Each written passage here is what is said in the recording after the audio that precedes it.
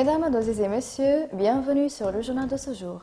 Le député Ali Saïdi a déclaré que le conflit interne entre les milices laisse présager le mouvement des forces d'appui en secret. Saïdi, dans des déclarations spéciales jeudi, a précisé que chaque pays a des milices qui servent leurs intérêts et maintiennent leur existence, en particulier la Turquie et le Qatar. Il a souligné que si l'armée continuait la trêve pendant un mois, nous verrions des milices armées se battre entre elles parce que tout ce qui les unit aujourd'hui est leur tentative de confronter l'armée avec le soutien de la Turquie. Le membre du Parlement a conclu sa déclaration en disant « Personne n'attend des biens de Faiz Sarraj ou du gang qui l'entoure ». Le membre de la Chambre des représentants Sultan Al-Masmari s'est félicité de la nomination de Stephanie Williams en tant qu'envoyée des Nations Unies au Libye en remplacement de l'ancien envoyé Hassan Salama.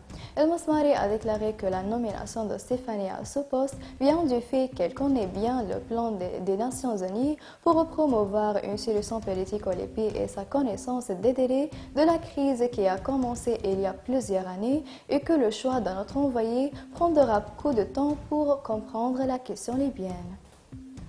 Des avions de chasse des forces armées ont effectué plus de 10 frappes aériennes ciblant plusieurs endroits, notamment des entrepôts des milices concernant des armes légères et lourdes et de munitions. Selon la division de l'information, les forces armées ont également visé des rassemblements de groupes armés de la région de Daf al-Wadi et à 2 km de la région de Bougrain. La division des médias a confirmé que des unités d'artillerie et des missiles avaient effectué plusieurs frappes contre des sites de milices, notamment des sites de sortie de missiles aveugles visant des maisons civiles de la région de l'Hira. Le gouvernement libyen a annoncé la suspension de l'étude à tous les stades pour une période de 15 jours dans le cadre de mesures de précaution prises contre la pression du nouveau virus corona.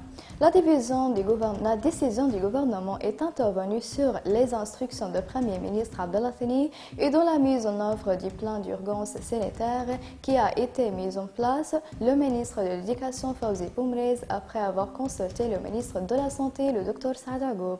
Le gouvernement libyen confirme également que la situation est sous contrôle et que la Libye n'a enregistré aucun cas de maladie et que les mesures de précaution prises pour empêcher la maladie d'atteindre la Libye.